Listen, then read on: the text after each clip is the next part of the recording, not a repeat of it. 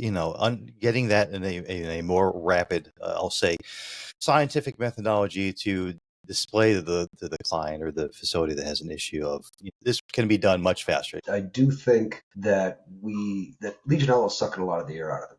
It's the elephant, right? Because it gets the public attention, it gets the scrutiny, but also because, as Alice alluded to for MTMs, there's really not a good method. We count all of them based on a lot of tests that have been done by our team to be sure to secure the fact that when we say that it's a positive result, a positive colony, it's indeed a positive colony. It's really advanced method to eliminate human error there. And another thing is sensitivity. Sensitivity method used start with membrane filtration, same as ISO. But ISO method, sometimes from the memory, you have to resuspend it into liquid and replate. I would like to throw one out to them on Pneumophila and examining or only really focusing on Legionella pneumophila, any and all of the serotypes, rather than the panoply of Legionella species.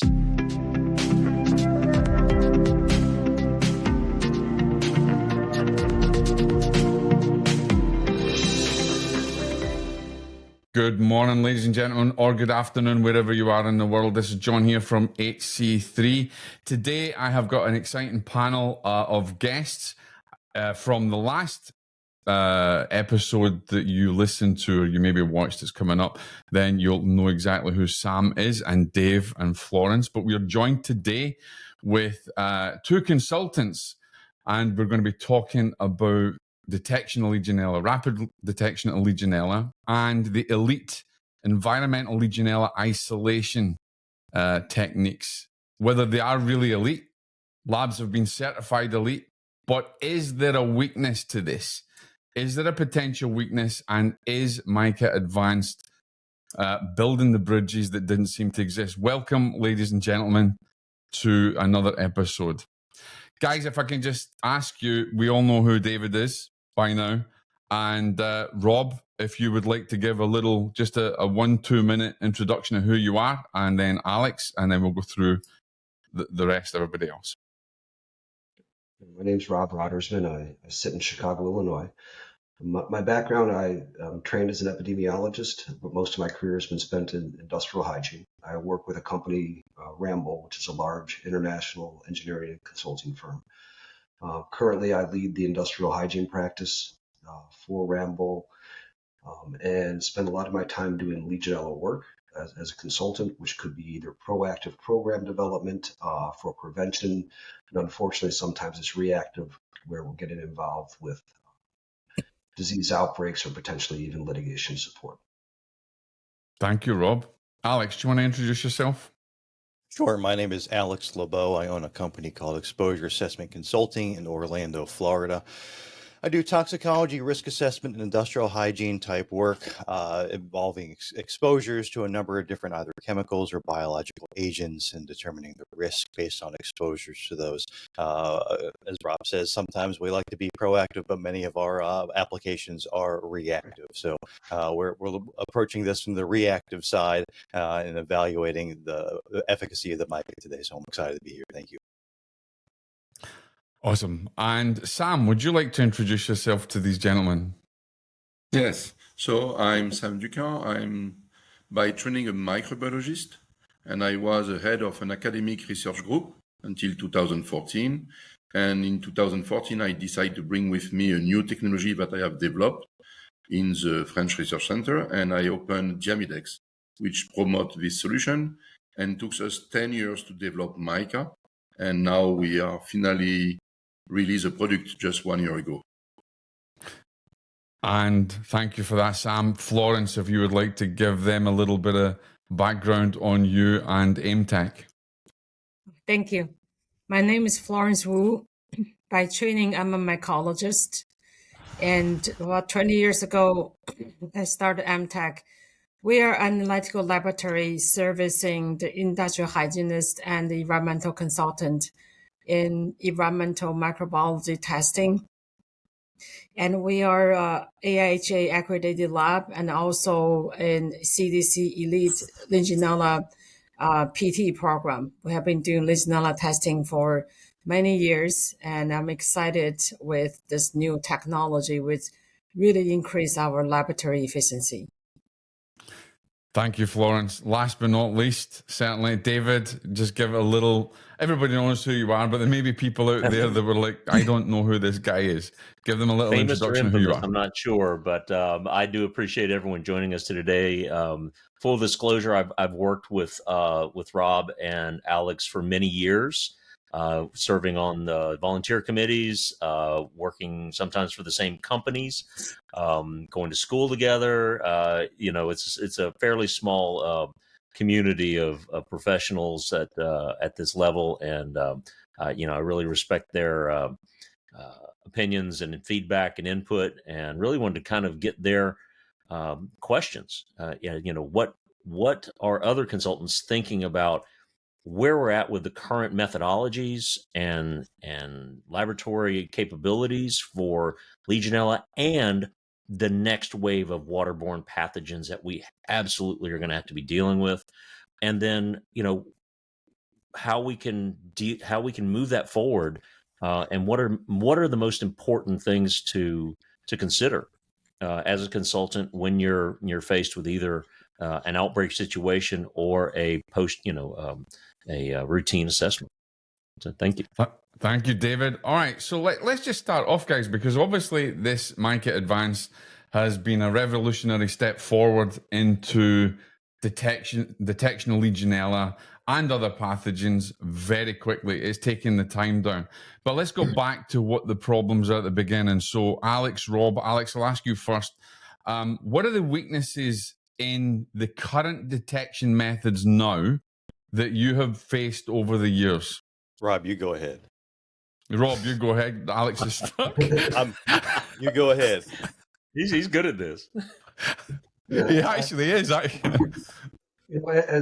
Alex alluded to earlier, with the looking at it from a reactive side, when we get a phone call, whether it be a building owner or from a health department that believes there may be disease associated with a particular property, there's a lot of anxiety, right? There's a rushed response. We get up, we drop what we're doing, we get on site as soon as we can, and we do a risk assessment.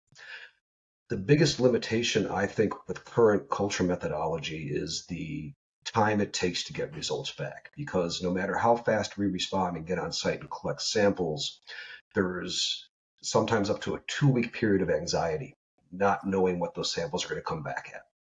And then afterwards, when we maybe do mitigation, and we're trying to validate or verify the effectiveness of the mitigation, again, we go into that waiting period. So it becomes a cycle of time where people are nervous, building owners are nervous. Obviously, the people who have gotten ill want to know where the source of disease might have been. So technical challenges aside, which there are technical challenges with the culture method and limitations with the data, all that aside, the number one concern that I have is the time to get reliable and defensible data.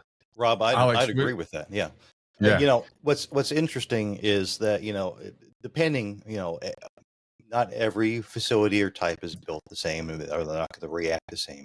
Sometimes, as Rob says, there'll be a flurry of activity, and then we'll say, hey, come in and find out if we have a problem. And you not only want to do that, but you have recommendations for them. Say, okay, well, we recommend in the interim you implement these, potential control methods to make sure. And sometimes folks don't want to do that. They say, well, let's find out what we have first. And then that lag time, as Rob mentioned, going to be up to 2 weeks. And then suddenly they may have a problem that they could have been doing something initially, but without the data, they didn't want to.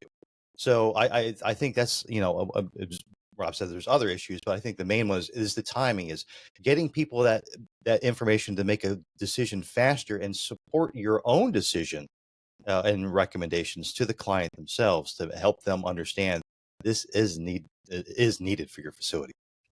Yeah, and let me tell you, we've all been faced with that, and we've all taken different approaches to, having samples analyzed using multiple methods, PCR, or HPC has been used sometimes, trying to get preliminary results from labs, and up until recently, most labs would simply ignore that request. you know, Mhm. and then of course PCR held great promise, but when I have used it, I've had to explain it away nine times out of 10. It did not match or really even support much of the cultures testing. Is my my professional experience. I'm curious, what's been yours when trying to do paired or simultaneous PCR analysis along with culture? I've personally avoided it based on my past experience, where when you're trying to explain results to non-technical people, too frequently you find yourself caught trying to explain the difference in analytical methods and why the results don't match. And when you have a client or even sometimes health professionals who see potentially conflicting data, which is what we occasionally get from doing PCR and culture side by side, you get caught in the weeds trying to explain the methodologies and the limitations of the methodologies and not solving the problem. So I personally have avoided trying to do both. Sometimes it's requested and you do it, but it presents challenges. Absolutely. Yeah, no, completely agree. Yeah. So, guys, Have you tried? you've both had a chance to have a look at this Mica system. Now, you've never used it. You've never. It's not something that you're acquainted with live, but you've had a chance to see the data, and obviously, Florence can talk a little bit about the testing that she had done and how she's used it in her lab. But how do you guys feel about this new breakthrough? What excites you, and what questions do you have for Sam about the system? You want to take a go, Alex?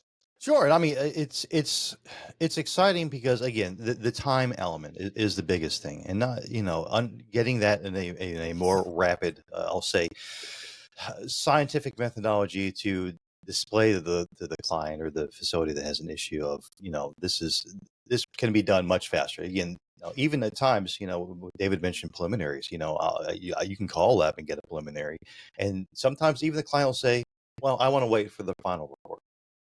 Okay. Well, that again, that's putting in additional time when you could be doing something. So if you can get a final report, in 2 days, that would be a great help for everyone involved, I think. Um, Not only the time element that's interesting here, but I'll say the reproducibility of it. From in undergrad, I started as a microbiology major. I worked in microbiology labs. I understand the human variability in some of this, and that's always to be expected. There's going to be some human variability. I would appreciate hearing from Sam, and I saw the data and like more information of taking that element out and relying on the instrumentation itself to do that enumeration. I think that's a very interesting aspect. Okay, so thank you for the question, because it's one of the key points of our solution, indeed. The main issue with the ISO method is the risk of the human to misread the plate, and to be not able to detect correctly Legionella pneumophila within all the colonies that are present, And this is very important. The second point is, based on the ISO method, you need to pick up only 3 colonies within the plate. Even if you have 100, you pick up only 3. So which means that you may miss also some that look like maybe close to Legionella, but not really Legionella. With our system, what we are doing is we enumerate all the microcolony of Legionella pneumophila in one shot based on our machine learning algorithm, which means that we count all the colony forming unit, in a plate, not only 3, and after we make calculation. And we count all of them based on a lot of tests that have been done by our team to be sure to secure the fact that when we say that it's a positive result, a positive colony, it's indeed a positive colony. So we don't need to be trained when we use our system on this specific topic that is key. because it's a machine that is doing the job. So with less human error. And the consequence is when you take a sample and you split this sample in 10 sub-samples and you ask 10 people to perform the test, you have a variability using the ISO that is really significant. It could be 1 order of magnitude or even 2 order of magnitude. When you do exactly the same with mica, the variability is just 20%. So it's a major advantage, So which means that you could ship a sample to 5 different locations. If they are using mica, all of them, you will have 20% of variation in between. If you do the same with the ISO, you will have a big surprise, for sure. Is it answering your question? It did. Thank you. Thank you. Rob, do you have any thoughts on that? Going back to your original questions, which were, I guess, advantages and maybe perceived, I wouldn't call them limitations, but questions I would have. I mean, I looked at the studies in the literature, and it's the technology seems strong. The data that's been presented, I think, is convincing to me that this is a technology that we should be moving forward with. One of the limitations, and I think quite frequently, we as consultants, our client is typically a property owner, but the end user of this data or the acceptability of this data from health departments or even in the course of litigation is a vital concern. If we collect a sample and we're making recommendations and those recommendations are being submitted to an agency or being presented at trial or deposition, we need to make sure, we need to know the questions that are come back at us and that they're going to be accepted. So a question for you is, have we had health departments accept this data from consultants or building owners for decision making? And one step further, has this data been used at a trial that we're aware of? And if so, has it been questioned or has it been accepted? Well, Okay, I'll very say, good question. we're very early in that process within here in the U.S. So the first one being, have health departments seen this? We've just literally gotten the first laboratory, AIM-Tech with Florence Wu's set up and ready to analyze the samples. So that's step one. Beyond that, the health departments, the only time I've ever seen them not accept data is when it was not sent to an elite certified lab. The laboratory certification is one thing. The method they use, frankly, I've not seen them, ignore it or set it aside. New York, we'll talk about New York separately because they're in a little bit different category with some established rules, laws, and regulations. Beyond that, the fundamentals of this are sound and meet those requirements. It's culture based. It shows that the detectable organisms are viable and able to amplify or grow. Second, Nemophila, the reliability of Legionella Nemophila. That's the organism that actually is responsible for all the outbreaks we see today, and certainly historically over 99.9% of all outbreaks. There may be some, the serotyping that is still going to have to happen, and that's why you need to send these to an elite certified lab so that if and when serotyping is necessary or environmental isolates need to be pushed over to comparison with culture or clinical isolates, or you have to submit isolates for to the health department, that still needs to be done by a microbiology lab. So we're very early on that curve. And as of course, actual trials on Legionnaire's disease cases are extremely rare. They go to, they get lawsuits all the time, depositions, but in my opinion, the bar's pretty low right now. I'm literally looking at data from from a health department that is the center of large litigation, multi parties, and it was done by a state health office, and it's what they relied upon, and it is nonsense. They literally say the method that they used was elite CDC method. There's no elite CDC method. So the understanding of even the health departments is pretty scary. But I will say that health departments have, and especially here in Florida, have adopted Legionella, Yes. which means that they are relying upon methodologies that only detect Legionella pneumophila at best. So that ceiling has been breached. That's done. Florida Department of Health, I haven't seen a spread plate method, an ISO analysis of any of their results since before 2019. So, having sat in the state health office and as a public health official, they don't have the regulatory authority to do anything here. They can accept results or not. They only have regulatory authority once an outbreak has been declared. And they can either accept the results or not accept the results. So in some ways, they are, yes, the ones we have to please, but in their point of view, not their job. Not their job to assess methods, not their job to adopt or require or regulate. And so we're kind of trying to read their minds and read the tea leaves as to whether they're going to accept it. Ultimately, will they begin using it themselves? I think will be the baseline of whether or not public health officials do. But I can tell you, compared to the existing laboratories and methodologies, it's far superior and reliable, and the bar is pretty low right now. David, Yeah, you And said if I some could things. add, sorry, Oh, I sorry would about add that. one point, I will add one point that is very important is, like David said, we deliver results in colony forming unit, like the standard method.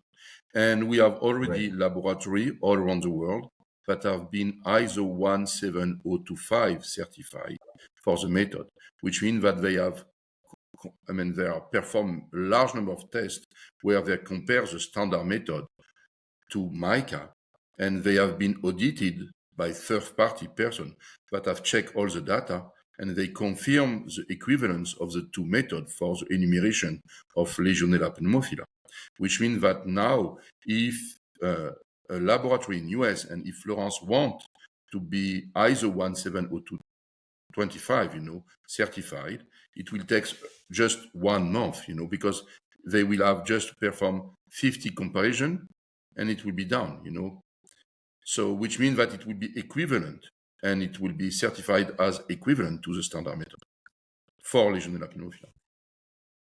Huge. Thank you. So I I guess had two. oh, I'm sorry, Rob. Alex, my fault. I had two questions following up on what David said, so kind of aimed at both Sam and Florence. So Sam, since you're working in from the European theater, has there been any European, I'll say, equivalent health departments that have looked at this and given any thoughts or opinions on that? That's the first question. And second, can you discuss, obviously it's working on detecting pneumophila. Can you discuss, Florence, if this is testing positive, how the serotyping goes beyond just the MICA, how you would handle it in the laboratory? So I will start, and Florence, you will continue. So the first is we have been first validated by the AOAC in the US with QLab, so which means that they have tested and certified the method. And second, we have Dubai Central Laboratory that have been certified. We have the Chinese laboratory that have been certified and validated as equivalent. And we have the Chinese CDC that have tested and published the result in between the two solutions and that conclude that our method is more accurate than the ISO method. So this is one argument that show clearly that you could replace, the standard method with our method. Of course, in some countries is more complicated because you have guideline and regulation that oblige, namely, to use a specific method, which is not the case in the US or which is not the case in other country. So depending of the country, sorry. So, but yes, we have got a green light from many different countries. Just right now, we have installed an equipment in South of Africa And Oh, they were interesting. shocked, when they test the method, and now they will use instead of the standard method, and they will deliver more accurate result. Mhm. For the second question, I will just give one information, and Florence will be able to continue. When you with our solution, the technology is not lethal, which means that if you have a positive sample on Legionella, you just have to put back the membrane on the plate, let the cell grow, and they form colony, and you could do the serotyping at the end. So you are not losing time, and you are not obliged to restart from the original sample to perform the serotyping. Florence, if you want to add something. I think you answered really well. Okay, thank you. I do I want to appreciate add. it. I do want to add a couple of things. One is when we evaluate analytical methods, some attributes are really important. One is specificity. That you detect what you target, you not detect non-target, meaning it does not yield false positive. So the specificity using human eye is much less than using MICA method, which is using biotechnology, the fluorescence labeling. It's really advanced method to eliminate human error there. And another thing is sensitivity. Sensitivity MICA method start with membrane filtration, same as ISO. But ISO method, sometimes from the memory, you have to resuspend it into liquid and replate. And that handling, it depends on the membrane efficiency. Sometimes you cannot wash it off. We cannot wash off bacteria from membrane. So the more handling in analytical method is the source for accuracy and precision. It's if you filter twice, you may not get the same result. So I really like the aspect that MICA method that there's a less handling, and it really help us to improve the precision of the method. Yeah, and that is so important. The precision and specificity of the method is in league with what we would expect from chemical analysis rather than microbiological, which we recognize. And if you look back at the 2011 article of the early elite pilot study, where the CDC authors concluded, and this is the reason elite certification has nothing to do with numeration. It's only, can you identify it and report it or not? Can you isolate it?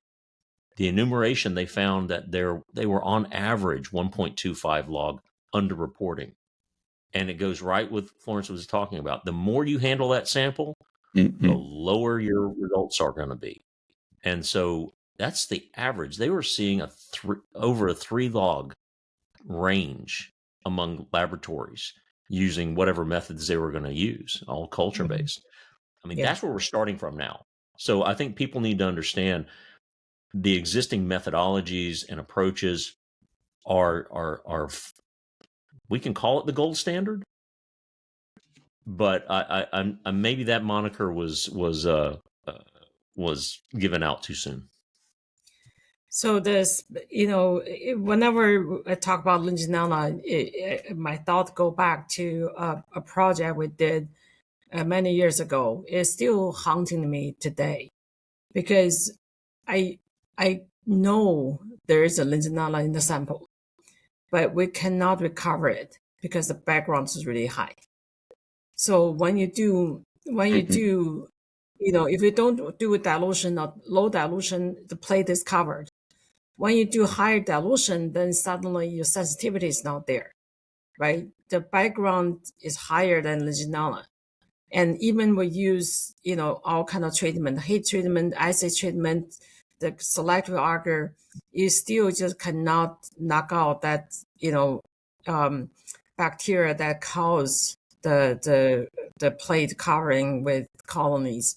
And at that time, I wished we had something that can specifically label your target bacteria for easy detection. And we didn't look 3 colony. We probably looked at 300 colony, tried to find the Legionella. It was not successful. Absolutely. Absolutely. I think this leapfrog technology is going to help get past some of those limitations. Yeah. Rob, you had another follow-up question, I think? No, actually, I think Alex stole my thunder. I was going to ask All the right. exact same question about about international. I mean, obviously, working for a larger international company, we have people across Europe, some of which do occasionally do Legionella work, and I understand the regulations to be much more strenuous than in the United States. So my question was the same as Alex's Yeah. with regard to Well, I'm getting it curious about approved. sample volume. So as a consultant, where do you fall on how much of a sample do you need to collect? And what sensitivity, what detection limit do you think is needed, appropriate, and required for your projects? I think it's going to be dependent. I mean, and David mentioned I had worked with him previously. So I mean, we've done previous work where we collected a certain volume of sample of 250 milliliters and use that as, I think, an effective volume. But depending on the case and the matter, sometimes if the health department is involved, or sometimes if you think that, as Rob mentioned, it's going to be an illegal proceeding, sampling maybe a 1 liter volume as a standard methodology, you may default back to that too. So I guess, I'm presuming, and you can talk about the data here, is, have you done any evaluation on for this particular method? And I think we did it when I worked with David to show that there's any differences in detection with the volumes that are submitted for the samples. So, I mean, we have a very strong linear range, So if you filter 10 milliliter or 100 milliliter or 1000 milliliter, you will have 10 times or 100 times more Legionella pneumophila. Whatever is the background, because we are waiting only 2 days, and it was not me, it was published by the Chinese and the US lab, that say that for cooling tower, where you have a lot of background, we have no issue, with the interfering flora, and we are able to detect them. So which means that we are not stressed by interfering flora, and we are very, very linear. And the reason why is because we are counting microcolony.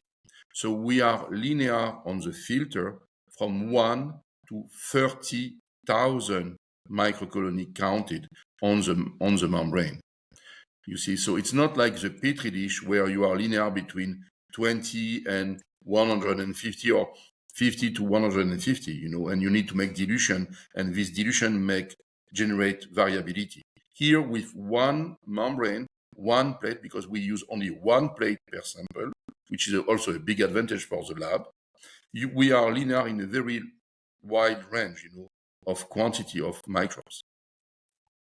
So, which means that if you want to have very low, if you want to take very low number, you just have to filter 1 liter, and your limit of detection will be 1 CFU in this 1 liter.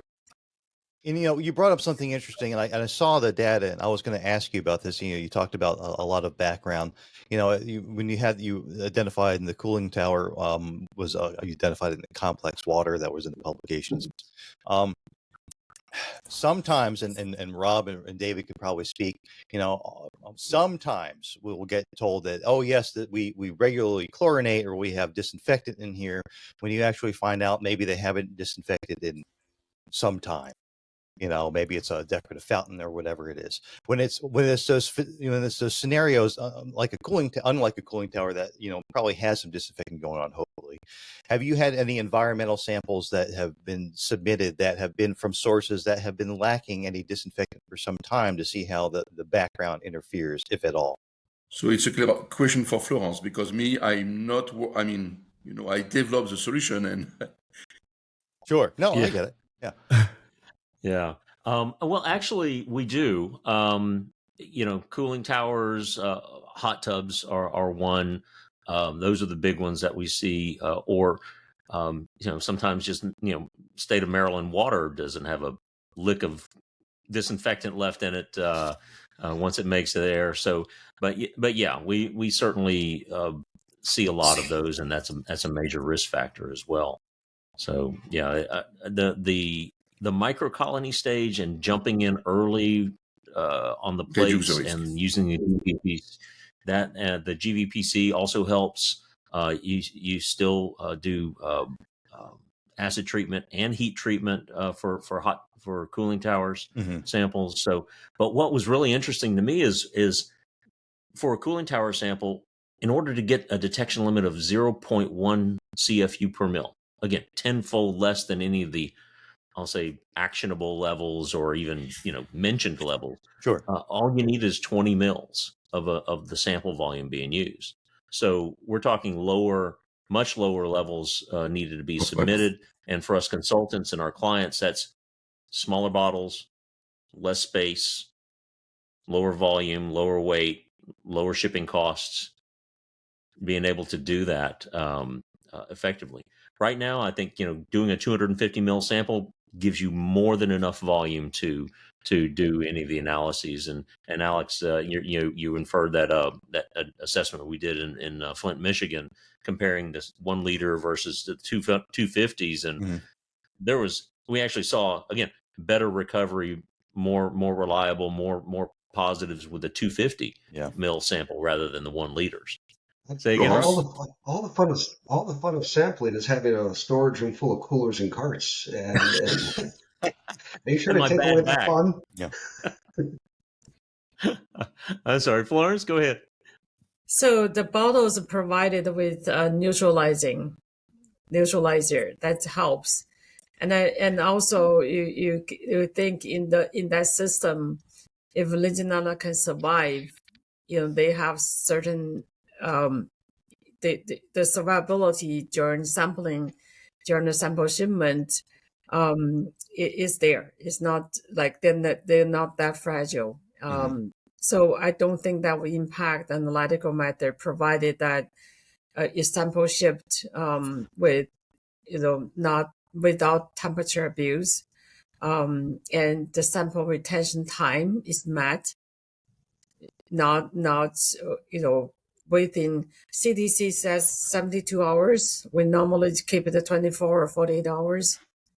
So those factors help to improve the detectability. Exactly. Awesome. Exactly. So, a lot of cooling tower folks are using 100 mil bottles, 100 mil samples for those. What's been your experience, or what have you seen in data? Not necessarily for outbreaks, but for routine sampling. What are you seeing out there being used for sample collection and analysis? So we do recommend clients to use 100 ml bottle for cooling tower water, and use either 250 ml or 1 liter for drinking water. And that's what we see. Even with clean drinking water, it's difficult to filter entire 1 liter. Oh, so yes. Yeah, so normally the filter just stop working after 400 ml or something. So I think 200 ml is a good sample size. And for cooling tower water, 100 ml is good. But if they want to sample more, it's also good. That give us more sample to do the quality control or duplicate testing in the quality control process. All right, guys. Any other thoughts on this? Rob, Alex, any other questions that you have in regard to the sampling or how MICA operates? I would like to throw one out to them on Pneumophila and examining or only really focusing on Legionella pneumophila, any and all of the serotypes, rather than the panoply of Legionella species. And what do you think of the presumption or the public health guidance that if any Legionella can grow there, then it means Pneumophila can grow there? What are your thoughts on that, Rob? My thoughts are Pneumophila is responsible for the vast majority of the disease. And if there's a methodology that can target that and give us results quickly, I think that is the way to go. There may be instances, and I think in one of the studies they found, even in the validation of the MICA, there was a non-Pneumophila identified. I think that can be important in some cases, but for the vast majority of the projects we're involved with, focusing on Pneumophila is where we need to be. Can I share some other aspects of that? So, Please. AMTAC, we also do food safety testing. So in food safety testing, we specifically target on foodborne pathogens like Salmonella, Listeria monocytogenes, pathogenic E. coli. And the reason for that is, why you do testing? You do testing to take actions, right? So if you detect a pathogen, if you have a clear target, once you detect the pathogen, then the manufacturer have a plan to take action, not release the product, do retreat, something like that. So the same thing, I think, in the environmental testing, you need to know why you do the testing. If you can take action, like if you detect Legionella pneumophila, you have a disease causing agent, then it's one side of action, right? If you say just generic Legionella, what is the next step in terms of action? I think the testing should be connected to your action level. Agree. Yeah. Wholeheartedly agree. agree. I would also say sometimes too, as consultants, when we have non-pneumophilous species, even though some that we are fairly confident are non-pathogenic, when those come up in lab results, you still have to explain to a layman or client that these are not necessarily high risk. But look over here, the smaller concentration of pneumophila is the higher risk, right? And sometimes if you get it out, if you don't have the noise associated with some of the non-pathogenic species of Legionella in your sample results, the communication becomes easier and the actions become clear. Yeah. And yeah. Rob and David, you can correct me, even some state health departments that you need to educate on that, where you have to where you have to say, that you're looking at the wrong thing. I have seen clients run through the ringer for years for detections of low concentrations, transient levels of non-pneumophilous species that have never been associated with an outbreak, weren't the cause of the outbreak that they had, and having to start all over again, re-remediate a system, start from scratch. And I call it Legionella purgatory. They just can't get out of it. I've seen hospitals deal with it for 3 years. It's ludicrous. Millions of dollars are spent chasing non-pathogenic species. We don't do this in any other arena. And I have begun to ask the very straightforward question, what evidence do we have? What study, findings, results, epi, survey, anything that supports that presumption of non-pneumophilous species posing a public health risk? And the answer I get back from every public health agency I've dealt with is then crickets. And we've been able to move on to, we are going to monitor for Legionella pneumophila, and that will be the target organism that we use to measure success or failure.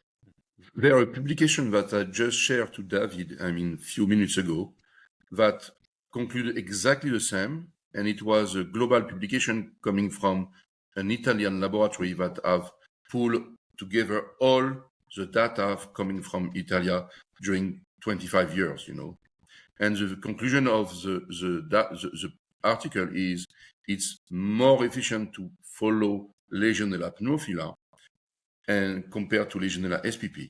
And you will save time and money for everybody, not only for everybody, even for the state, If you want, Absolutely. David, you could share, you could put on the publication on the link, Absolutely, we'll share that. We'll share a link to that publication, as well as the 2011 link looking at the variability in results from elite certified laboratories that was published by the CDC authors. So it's really, really good information. Really good information on that. And we need to push back and understand what is it we're asking. If we're here to protect public health, then go after the organism that's actually causing disease. And, time and resources need to be spent on other aspects. I think it's also something that you need to think about, ladies and gentlemen, as well, is that you're focusing on Legionella pneumophila. I get it, right? But since we had the discussion yesterday, we know that Sam's machine identifies other pathogens. And there's going to come a time, as you as consultants, Alex and Rob, where these other pathogens are going to rear their ugly head, whether it's NTMs, whether it's Pseudomonas. How do you guys feel about this moving forward with the data that you've seen for the mica system and the potential change or impact it can make for the future, looking forward now, not just sticking on to Legionella pneumophila, but looking forward to the future and the potential of other outbreaks or other organisms, such as NTMs as well, where Sam has been working on, or I don't want to blow anything out of there because I know it's we talked about it yesterday, but that is a possibility that mica will develop further into the future into new pathogens. Yeah. So just one sentence. By end of next year, we will have, with the same device, the possibility to enumerate Pseudomonas aeruginosa. This is on the pipe, and we will release the solution by end of the year. So it will be just in one day with no need of confirmation. So we reduce significantly the time, with the same approach, of machine learning being able to detect specifically Pseudomonas aeruginosa. And in the coming years, and I will not give a date, because I know that I have, okay, we are thinking to work on non-tuberculosis mycobacterium because we have some proof of concept that we are able to do the same with NTM, but it would be not for next year. Well, if you need any environmental samples to try it out on, I let me know. I know where I can get a few. I mean, I'm excited by that opportunity, especially for the NTMs. I mean, especially for how long those results take to get back, and the lack of, I'll say, general understanding of the potential hazard that they pose within the water systems. And then you're looking at the slow growing and fast growing NTMs, and sometimes the lines are a little blurred there. So if there's anything, not to light a fire under you, but there's anything on that front that you can do, I think that we as people who deal with public health facility owners would welcome that. Yeah.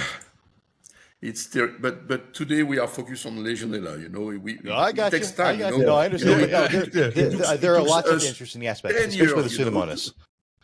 Yeah, it took us 10 years to develop for Legionella, so it will take some time. And I'm scientific. I'm coming from an academic research group, so I will not release a product if I'm not 100% sure of the product. So it will take some years. But yes, we will do it. So I think Rob and Alex and David know much better than I do. When you test Legionella, you really test the condition that Legionella can grow, right? Consider that condition. That condition itself is a breeding ground for other bacteria as well. So the significance of detecting Legionella is not limiting Legionella itself. It helps us to improve the water system. It is. It is. The interpretation of it, the one decent thing that's finally come out of CDC guidance has been when Legionella colonizes and grows in a building water system, now it poses a health hazard or a public health risk. Growing and then aerosolization. Those are the big things. And while that's true, and that presumption of if bacterial growth can happen, then it could happen from any of these things. The problem is the snapshot we come in and see these water systems. And I think it's just fundamentally we as a industry don't know what the bug knows. The microbes, they find a place and that we may not think is good, because we've all seen it. We've seen cooling tower water systems or decorative water features that were pristine and were just teeming with Legionella pneumophila. And I've seen systems that I wouldn't let my dog bathe in that didn't have any detectable Legionella in it whatsoever. So it may be a health hazard from other reasons, but for Legionella, it just doesn't match up. So the specificity and the ability to rely upon those results, I think, will help us tease that apart as we move forward. Absolutely. Rob, you had a question, or? Yeah, no, I was just maybe it was going back a little bit to the discussion of the Pseudomonas and other contaminants. I do think that Legionella is sucking a lot of the air out of them. It's the elephant, right? Uh, because it gets the public attention, it gets the scrutiny, but also because, as Alice alluded to, for MTMs, there's really not a good method or easy method to test for, and we just start to discover concerns and problems when we start testing for things. And I think a lot of people aren't testing because it's difficult. And that if there was a reliable and easier method to use, the actual concerns with MTM will become much more apparent. Yeah. Of course. We'll start Yeah, seeing of more course. people. We'll start seeing more Yeah. people sample for it, and we'll recognize probably more of the public health risk that it does present. So I was just going back to a previous Well, topic. there's a really good paper that looks at the cost of healthcare. Not specifically the number of cases or deaths, but the cost of healthcare, and showed that Legionella actually was ranking third in all of that. That Pseudomonas accounted for much more, Yeah. and then NTMs was again more than Pseudomonas and Legionella combined, if I recall, and that those aren't even reportable conditions.